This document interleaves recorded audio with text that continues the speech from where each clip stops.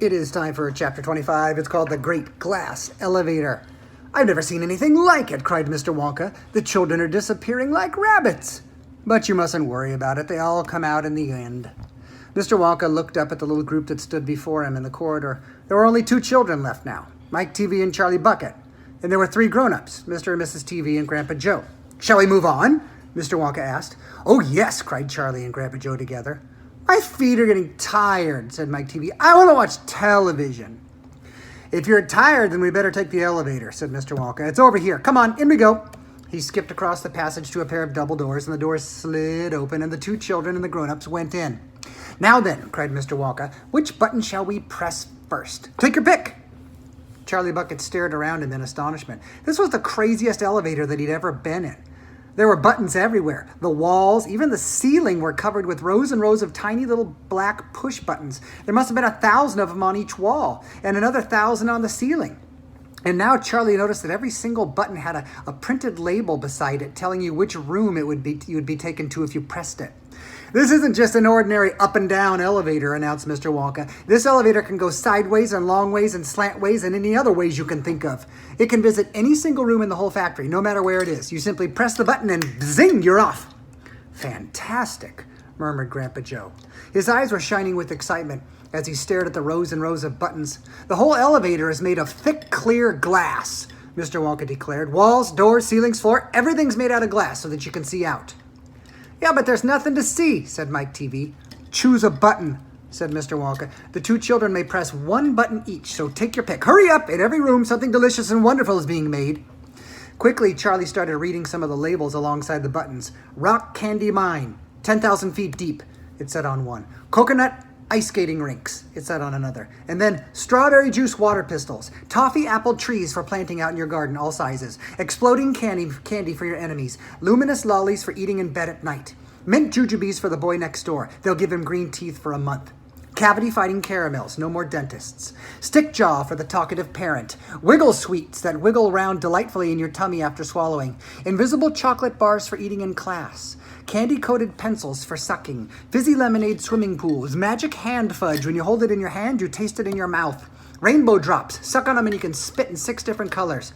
"Oh, come on," cried Mr. Wonka. "We haven't got all day."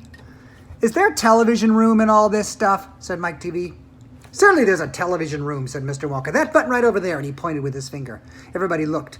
"Television chocolate," it said on the tiny label beside the button. "Whoopee!" shouted Mike TV. "That's for me!" And he stuck out his thumb and he pressed the button, and instantly there was a tremendous whizzing noise, and the doors clanged shut and the elevator leapt away as though it had been stung by a wasp, but it leapt sideways.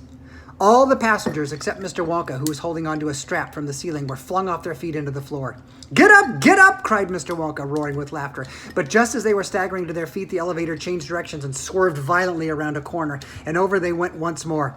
"Help!" shouted Mike TV. "Take my hand!" shouted Mrs. TV. "Take my hand, madam," said Mr. Wonka gallantly. "There you are. Now grab onto this strap. Everyone grab onto a strap. The journey's not over yet." Old Grandpa Joe staggered to his feet and caught hold of a strap. Little Charlie, who couldn't possibly reach as high as that, put his arms around Grandpa Joe's legs and hung on tight. The elevator rushed on at a speed of a rocket. Now it was beginning to climb. It was shooting up and up and up and up on a steep slanting course as if it were climbing a very steep hill. And then suddenly, as though it came to the top of a hill and gone over the precipice, it went down like a stone, and Charlie felt his tummy coming right up through his throat. And Grandpa Joe shouted, "Yippee! Here we go!" And Mrs. TV cried out, "Oh, the rope's broken. We're going to crash." And Mr. Wonka said, "Calm yourself, my dear lady," and patted her comfortingly on the arm. And then Grandpa Joe looked down at Charlie, who was clinging to his legs, and he said, "Are you all right, Charlie?" Charlie shouted, "I love this. It's like being on a roller coaster." And through the glass walls of the elevator as it rushed along, they suddenly caught glimpses of strange and wonderful things going on in some of the other rooms. An enormous spout with brown, sticky stuff oozing out of it into the floor. A great craggy mountain made entirely of fudge with Oompa Loompas, all roped together for safety, hacking huge chunks of fudge out of its sides. A machine with white powder spraying out of it like a snowstorm. A lake of hot caramel with steam coming off of it. A village of Oompa Loompas with tiny houses and streets, and hundreds of little Oompa Loompa children no more than 4 inches high playing in the streets. And now the elevator began flattening out again, but it seemed to be going faster and faster, and Charlie could hear the scream of the wind outside as it hurtled forward and twisted, and it turned, and it went up, and it went down, and... Oh, I'm going to be sick. yelled Mrs. TV, turning green in the face. "Oh, please do not be sick and throw up," said Mr. Wonka. "Try to stop me," said Mrs. TV. "Oh, then you'd better take this." And Mr. Wonka took off his hat and swept it off of his head and held it upside down in front of Mrs. TV's mouth. "Make this awful thing stop," ordered Mr. TV. "Can't do that," said Mr. Wonka. "It won't stop till we get there. I only hope no one's using the other elevator at this moment." "What other elevator?" screamed Mrs. TV. "Well, the one that goes exactly the opposite way of the one that we're on right now," said Mr. Wonka. "Holy mackerel," said Mr. TV. "You mean we might have a collision?" "Oh, I've always been lucky so far," said Mr. Wonka. "Now I am going to be sick," yelled Mrs. TV. "No, no, no," said Mr. Wonka. "Not now. We're nearly there. Don't spoil my hat." The next moment, there was a screaming of brakes and the elevator began to slow down, and then it stopped altogether. "Whew, some ride," said Mr. TV, wiping his great sweaty face with a handkerchief. "Never again," gasped Mrs. TV.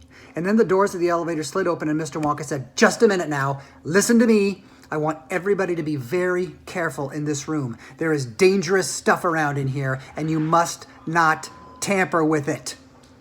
Chapter 26 is tomorrow.